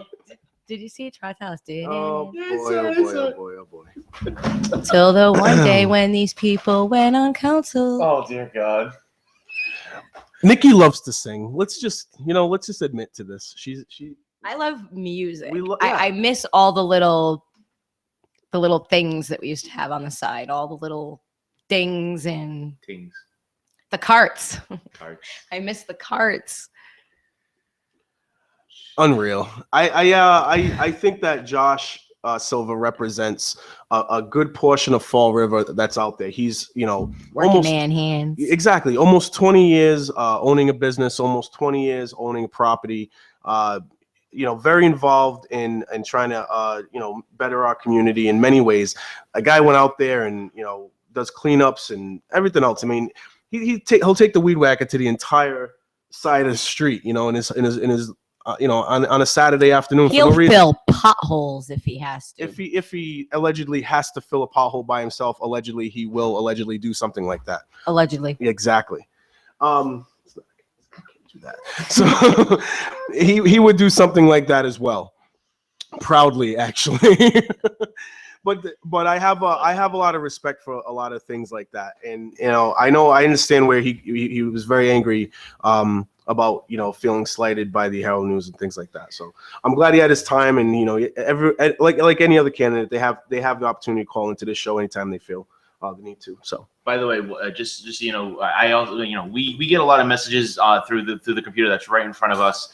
Our phones sometimes do go off a little bit. And Nikki, I do want to say one of our favorite listeners enjoyed your rendition of the Brady Bunch. Nice. Oh, that had to have been Danielle. I will not mention. He was trying to keep it a secret. I will not mention any names though, but there is a very good possibility it was this person. She's Nikki's biggest fan, and you know what? Nikki deserves big fans. Actually, that's shout out! Actually, that's not true. I believe we both are Nikki's biggest fans. Shout out to I saw Miss Kristen Finity this morning. Shout out to Finity on the way here. When people see, because I have trot signs on our vehicle, so when people see them, we get beeps. And actually, this morning on the way here, we didn't recognize the vehicle, but a car veered over toward us like they were going to kind of hit us, and then went like that. And it was it was clearly intentional. You could clearly see the intent. Really? So me and my boyfriend didn't recognize the truck or the driver, but I kind of laughed anyway. I'm like, oh, maybe it's the sign. On the truck. Awesome. Speaking of signs, my signs have been getting taken down around the city left and right, and I want to thank that Really? person because it's saving me a trip. Because Tuesday is the day of the election, and after the election, I have to go around the town, and I have almost 400 signs around the city. And if you're helping me now get a jump start, thank you very much. I really do appreciate it. Have a great day. There you go. Wow. Know what I just I realized? thought we were just ending the show half hour early. I'm only kidding. Our very next show could be the first show where we get to announce Trottley, City Councilor elect. Jordan James Sylvia, and Josh Silva. Don't forget Scott Donnelly. I like Scott Donnelly. Scott, I know, I love them. I love him too. I like Jay Caminiti Yeah, too. actually, Jay. But I'm Jay's talking alright. about these are the three from the beginning that I Yeah, I know. have From that searched with, recall but I'm perspective, just yes from that side of it. So it's possible that next Thursday we could be sitting with a city councilor. I ended up, I don't know where I'm going to be on this. Wow. What did I do? No, we're just goofing. Oh, okay. I'm nauseated, by the way. I mean, dude, it's just trot. I know, but I'm If goofing around. This is the whole point. We get a half hour left. It's Fun Friday, man. I swear. If we start every one of our shows with a moment, with a silent moment, We of definitely prayer, have to get that. We say the Pledge of Allegiance to the flag. I will walk out. We have to get that And American then he's going to flag walk going. right back in. That is Right. true. We need the American flag, like you've wanted. Now, going out there, doing the best I can. Last night I went to Olivera. It was awesome. The one of the big, and again, I'm going to talk about this city council or not, because once you get exposed to these things, it's hard to let them go. I've been to about 10 different high rises. I'm going to one tonight. I'm going to Borden East tonight. That's a fun one. One of the biggest issues in the city that nobody's talking about at all is the security of these high rises. A lot of people living in these high rises have severe security problems. Mm-hmm. And apparently they're being told that there's no money. Some of them used to have security guards, and now they don't have them anymore. And it's getting worse. People are propping the doors open at night, sneaking in. Apartments have been robbed. People have been assaulted. Like, these things are going on. Other safety issues is the crossing area to cross the street. If you're going about 100 miles, 50 to 60 miles an hour. One near the bus terminal. That's Borden. Yeah, that's Borden West. East. That's Borden East. Yeah. That's horrible. That's Yeah. always been That's a very busy horrible. street. Yep. Another busy street is in the south end. Doolin. Not just Doolin, but that's behind Stop and Shop. But Mitchell Heights on Yes. South Main Street, That's another going one. to Tiverton. That is a dangerous spot because that's a very, very busy street. And there's a light there though. There's a blinking light there, but it doesn't have. It's not a stop light. And No, I believe it's a well, stop. It it's can been be. blinking every time I drove. Well, so if they hit I it, think it if can they, stop. I believe so. I don't want. We would have to. Well, that would be a nice. That would see. They were asking me for some like ideas as what could be safer there. They had a yellow, crossing sign there in the middle of the street. They told me that was okay, but they wanted something safer. I suggested, well, what do you think? Speed bumps or maybe a full stop sign? They said speed bumps are a good idea. I was like, all right, well, these are the kind of things that I think we have to have an inclusive conversation. Can't have it be exclusive. Right. You know what I mean? We getting a phone Even call, just text and I message. know I brought it up quick. Doolin. That's, even though it doesn't seem like that's a busy area, it is very difficult. And let's not forget that someone was killed over there walking that direction because people come flying. If somebody's even doing 5 miles over the speed limit, to be honest with you, the way that they're coming, they can't always see. Right. So if an elderly person is walking and they are a slow walker or they're in a chair and it takes them a little while, it's a dangerous situation. So you're just in a real situation where there's a lot of safety hazards around these, and you're just opening up to a new area of problems that out there that exist that we don't even know. It's just simply, what do assault fighter jets and tanks do? I'm gonna have to go with that in a minute. I don't even know what that meant. But no, in reality though, yeah, I don't know what that was. But in reality though, you know, the fact that we're not exposed to this is a problem. And one of the biggest things that I end up telling these groups of people, that people tend to do their jobs better when their jobs are on the line. Mm-hmm. You notice during election season, for some reason, and I don't know the mechanisms behind it. Maybe Barry out there might know the mechanisms behind it, but I don't. But do you ever notice that gas prices are always low during election season? Of course. The roads always seem to get paved around election season. Everything always seems to happen around election season to make you think that everything's okay. Mm-hmm. You know what I mean? And to me, that's a problem. So what that does tell us, though, is that exposure and accountability are your weapons to bring to battle when you're trying to save your life in this whole thing with safety, with accountability with the government and everything else. These are your weapons, because once they get exposed, once they know that you are going to hold them accountable, that's when things get done. Mm-hmm. So I said to these people at the Mitchell, and I said to them last night at Olivera, I said to them, I said, hey, look, you guys don't have, I know some do, but because I know that Cardinal Medeiros does have a security guard there. So like you go there and yeah, they do. So you go there and you say to the city council, you go to the council meeting. And I said, is the minute you go to a council meeting for citizens input as an elderly person, you are now the most powerful person in that room. I can guarantee you that. You go into that room, you sit there and you tell them and say, hey, who voted to renew the contracts of whoever it is, so-and-so, that you feel needs to be held accountable? And if those councilors raise their hand, you have an opportunity there to say, good, I'm not voting for you. And then point out all the safety concerns that has been brought to the table that have been ignored. And then you're gonna know your power as a voter. And then they're gonna recognize that power and respond accordingly. Rick Barlow, how you doing, sir? Not bad. Marty, get the time machine. We're going back to 2004. Find that $13 million. Hey, do you remember who the councilors were? I was just a young guy. I think it was overseas in Bulgaria at that time. Wasn't paying attention to the city council in Fall River at that time. Was Steve Kamara in back then? I think you had Alves. I think you had Haig. I think you had Whitty. And you had Kamara. Those are the four that I know for a fact through an article that I pulled up. You had Pelletier for a fact. Well, I mean, Linda Pereira's been there all this time. Casey? Ray Mitchell, I know he was in and out. He was in, then he left, and he came back again. Of course, Pat Casey. She's Kilby? part of the cobweb. What about Brad Kilby? Real We Pelletier. could actually just call City Hall and get that information very easily.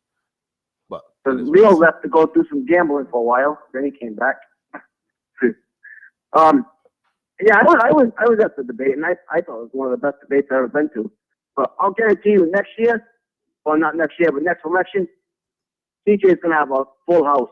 I think a lot of people really appreciated the debate, really liked the debate, and I got to give 2 thumbs up to CJ because it shows that it was more about the people than it was about himself. Like, just the way I want to do it. He let them do it the way they wanted to do it, and that was it. And I think it was a really great debate. I do too, Rick.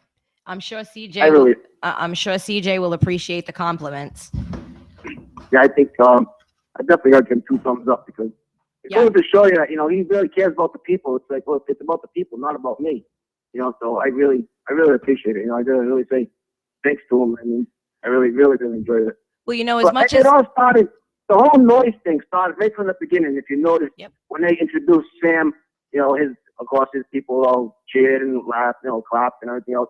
But then when they introduced Jazel, he got a standing ovation. I mean, it got loud. I mean, it was definitely loud. And then after that, they tried to be louder than we were, but they just couldn't do it. But I gotta say one thing. I gotta give I know the list they always does a panique. So I gotta give Dan Patello a double panique because that guy. Oh boy. He was sitting in the upper section with another guy. I think like the 3rd row up in the upper section. But you can clearly see him when Jason was trying to say stuff, getting loud and everything else. So for him to come out and say, he was embarrassed by the bill, he should be embarrassed of himself because he was yakking just as much. And if you remember, Nikki, Jason had to stop and wait because there's so much noise was coming from the other side that he had to stop and then before he could finish what he was saying. Well, there were times that both candidates were responding to the crowd. There were several times. Sutter did get rattled more. He was more of the guy that was looking at the audience saying, please, please, guys, please, please, guys. So, And Jay's yeah, I know. answered I mean, the we question. were definitely loud, and you know, a lot of times, you know, especially in the speed round, it was a yes or no question. So a lot, you know, we'll yell yes or no. That's it. It was a yes or no question, not dance around it. Yeah, I mean, that guy's a dancer, you know? The yes or no questions were a whole new ball game. The yes or no questions were specifically supposed to be answered yes or no. Right, and he just tried to dance around it because he wanted to give an answer, but whatever his answer is, he wants to try to cover his tracks like a lawyer would do. You know, Jason was just trying to answer it yes or no.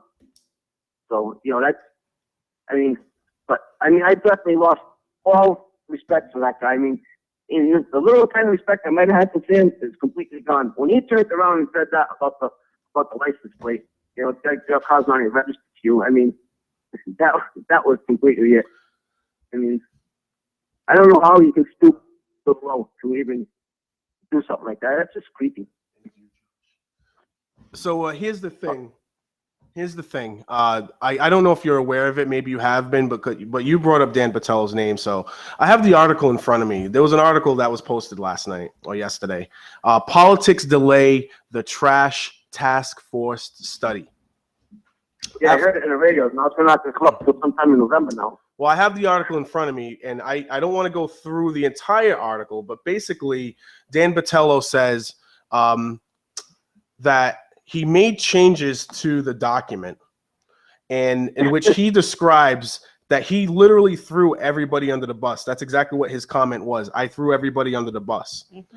And Mike Mayoza and some other people went through the document to kind of proofread it, and they realized that Dan Patello politicized the document by saying, what did he say? He gave credence. He said the delays gave credence to a vocal minority who have claimed since the program's inception under Will Flanagan that it was illegal. So it said that in the document, apparently, that he had ahead of time.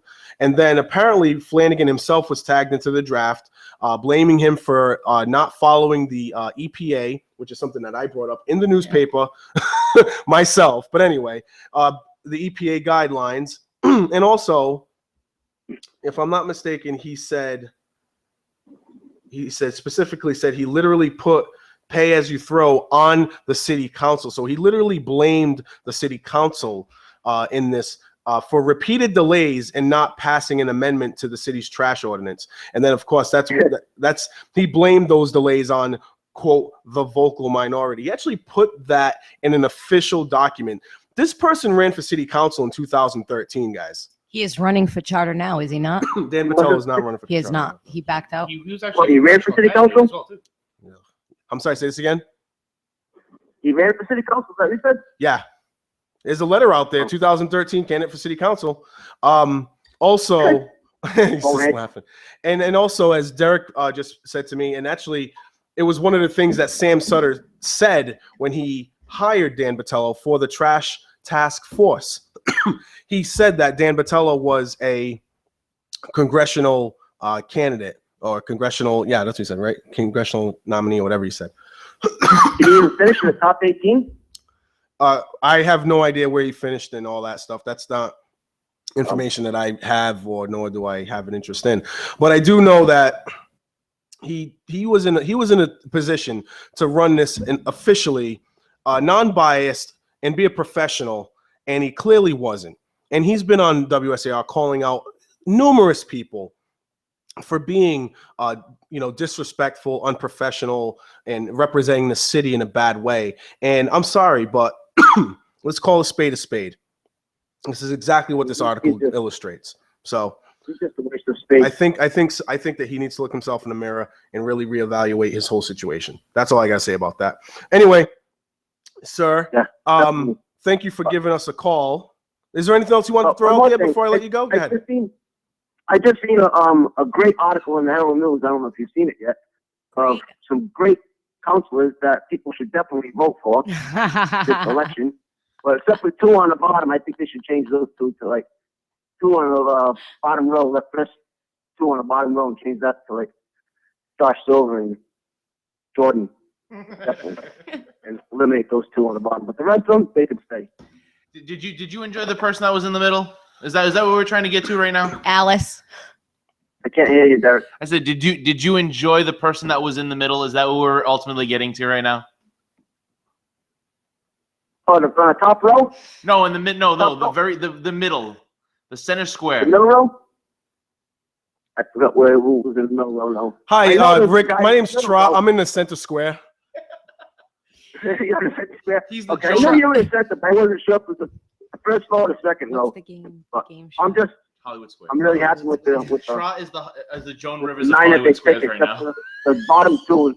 God rest his soul. What does Trotley and Joan Rivers have in common? Center The square. center square. Yes. So have a good weekend, guys. Nice Halloween. And Hey, yo, are you gonna join us at Norbert's cleanup at Durfee Street, sir, on Sunday? Sunday. Yes, 9 Sunday, o'clock in the that's right. morning, or is it 10? Right, Norbert is having a cleanup. This, I believe, is Norbert's third cleanup as a citizen of the city. Yeah, Yes. Norbert's So, like a cleanup Thumbs king. up love to it. Norbert. I love it. That guy should Awesome get guy. an award too. We were talking right. about We need to get him a citation from the city council. serious, and I'm not even kidding. Like that's Second not night. even a joke. Like that's not playing favorites or anything like that. The guy goes out there No, it's on not. his own.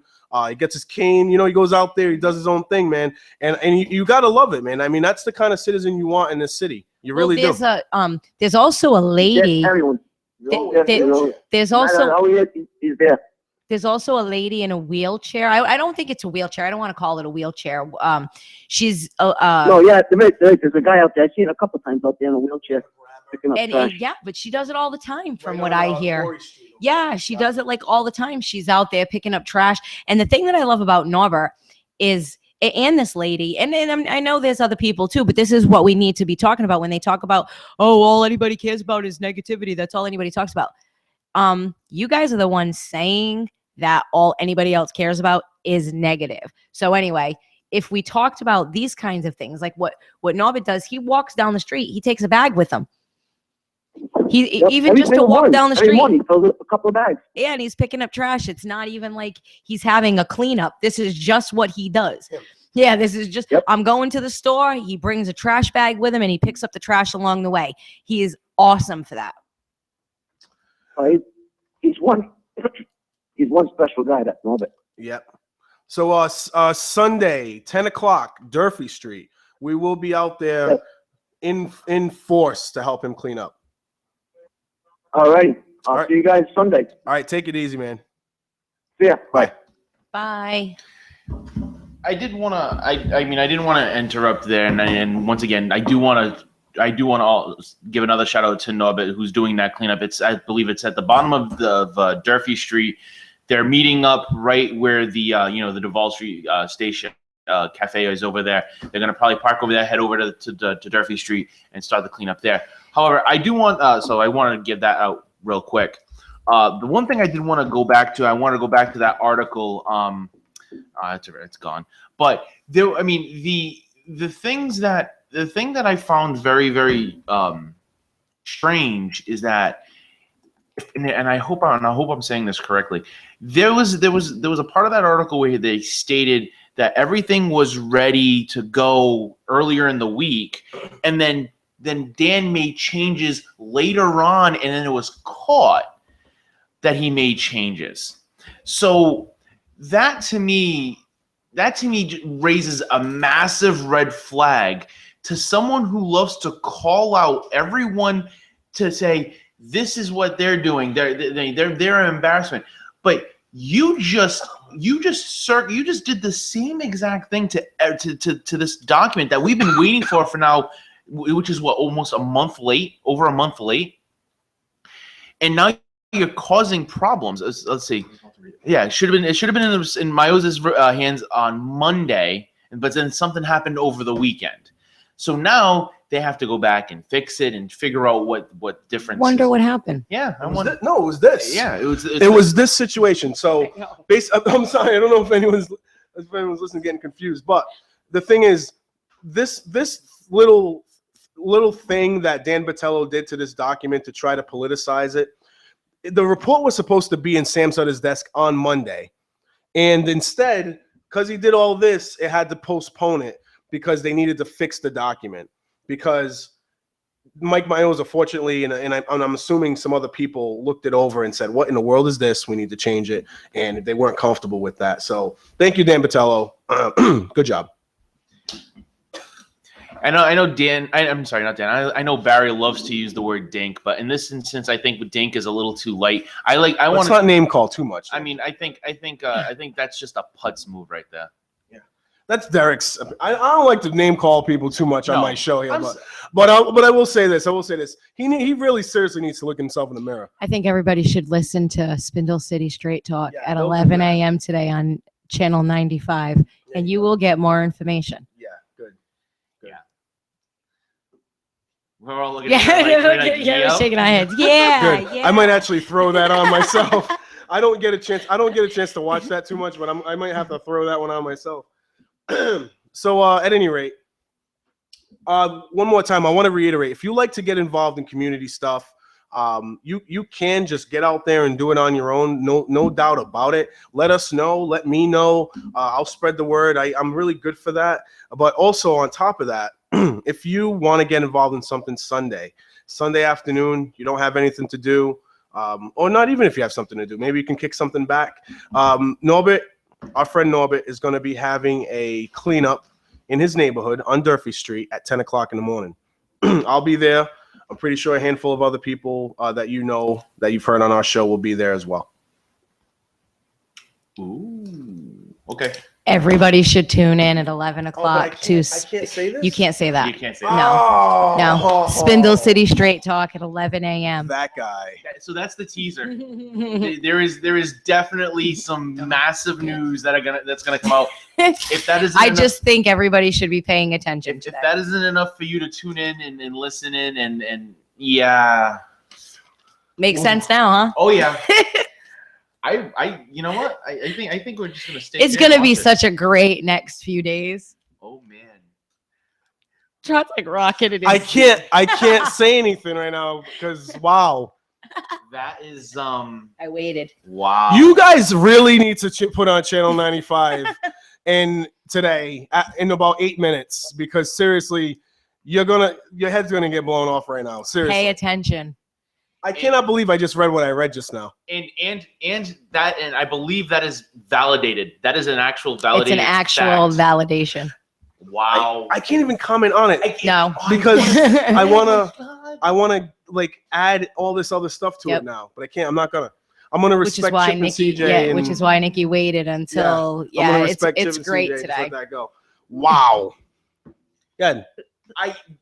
Wow. There you go. At any rate. Well, it's Friday, so we've got the election coming up on Tuesday, which is absolutely fantastic. Absolutely. Yep. I'm very excited about it. I hope everybody gets out there and votes for the person they believe is going to best represent them. I don't tell anybody who to vote for. I just want you to go out and vote. We're winding down. This is usually where we get to I like to call it. I'm trying to change the subject. Yeah, so your excitement can die down a little bit. Oh, we got a phone call. Yay. It's our favorite. Looks like Adam's going to take us out of to the weekend. Hello, Yes. sir. How are you doing? Yes, I will. Late call. I'll be the last caller on the show before the next time when you're the city councilor. Oh, that was sweet. A very nice gesture, sir. Thank you. What? How do I access that? Is that on regular cable? Yes. It's Channel 95 regular cable. Yes, sir. They will also be I don't sharing it have, on YouTube after regular- for anybody who. Adam, direct TV. Spindle City Straight Talk is also on YouTube as well. They'll be sharing They it. post their episodes right after they record their show. Immediately So after, okay. I'll definitely point you in that direction. Yeah, we'll through share Twitter. the link. Well, he's a Twitter guy, so I'll have to make sure I get it to him on Twitter. Yeah. Yeah, please do. And one quick question. I know I'd sent you a text in regards to that Cardinal Medeiros thing. Is that not something I should mention? I mean, I'm kind of curious about that. I'm sorry. What was that? What the Cardinal Medeiros? Well, they serve meals. Oh, they do. I didn't look at my text yet, so. Well, here's the thing, and listen, people give me food all the time that I don't eat for reasons we won't get into, and I literally seek out homeless people and give them that food. there's some people that hang out down at the bottom of Columbia Street, and I, throw them M&Ms and bread and stuff like that. Do you sometimes. physically throw it at them, Adam? Oh yeah. Yeah, all right. I roll down the window. I yell to them. They throw their hands up, and I'll toss them bags Nice. of M&Ms. So that's why you were able to win that wiffle ball game. I couldn't hear Nikki. It's probably better. I asked. Adam. I hey. asked if that's why you were able to win that wiffle ball game. Oh yeah, of course. But so I'm not against feeding people that need food, but I'm just curious. Our tax dollars pay for, every day they prepare. I don't know if on the weekends they prepare lunch for everyone in that building. Adam, I'm gonna probably go on a limb and say that food might be through state funding. If it's through the housing, it might be through the state.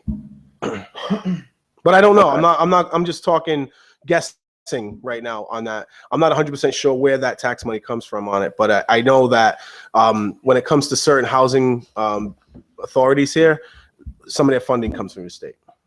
So food stamps and prepared meals. Okay, I just wanted to get that straight. You guys do an unbelievable job, Nikki. The facts, the trends parents see now in government because of fact checkers like her. People are much more informed. Thanks, and good luck. Hey, Adam, real quick, I just got a quick message from somebody who said that you can also watch Spindle City live on FR Media's website. So, I forgot about that. yeah, we're gonna probably go. What we'll do is we'll post it on our City Talk page, and if you're a follower of the City Talk Fall River page on Twitter, it'll also post on that one as well. Excellent. All right. Thanks, guys. All right, man. Thank you. Have a great one. Thanks for Goodbye. the call. I Thank love you. Adam. I love everybody who calls this show. Our friend Mike DeOliveira, every Thursday, right? Are you talking into the I keep on doing that. I love it.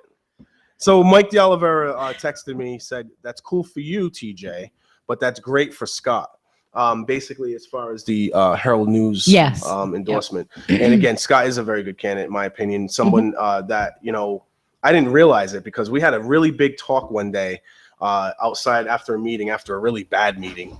Really one of those meetings where you just throw your hands up and you say, what are we doing here? As far as city council meetings, right? So I'm in the parking lot with him and we start talking and I'm like, yeah, man, you should run. I think you have really great ideas. You should run. He's like, yeah, I'm thinking about it. I don't know, Trot. Well, maybe. So down the road, his wife and he invite me over to put a sign up on his property, which I thought was really nice as well. I put a sign up and he tells me, so that conversation we had was the day I decided I was going to run. I was like, that's awesome. Like, I think that's great. I'm like, that's what you get out of like communicating with people. You know what I mean? Some things change and they get better. I mean, if Scott gets in as a city council, I think the city has somebody they can be proud of. You know what I mean? Right. And same thing with a few other candidates as well out there, in my opinion. So I'm hoping for the best on Tuesday. Congratulations to Scott. I know that he's been working hard. He's a hard worker in his regular life, and I know he's been working hard. I seen him out there with a couple of guys holding signs out there in the streets and stuff like that, trying to get out there, put a suit on for it. Good job, Scott. So the best of luck to everybody on Tuesday, and we'll find out the next time you hear this show. You'll know if I'm city council now and who is. What? God, one more time, God. No. It's two things. Tomorrow is Halloween. Be careful of everyone walking the streets. Careful for anything you get from anyone. And buy good candy. Don't be buying crappy candy to give out to these kids. If you're gonna buy candy, make it good one. Snickers, Reese's. Come on, none of that little. Nikki wants you to spend money, and then she wants you to recycle all those candy wrappers. It's for the kids. Yeah. So like I said. Safety's first. Watch out for everyone, and then the other thing, Tuesday, get out and vote. That's your voice. Be heard. Thank you very much, everybody. Have a great weekend. Peace. See you later.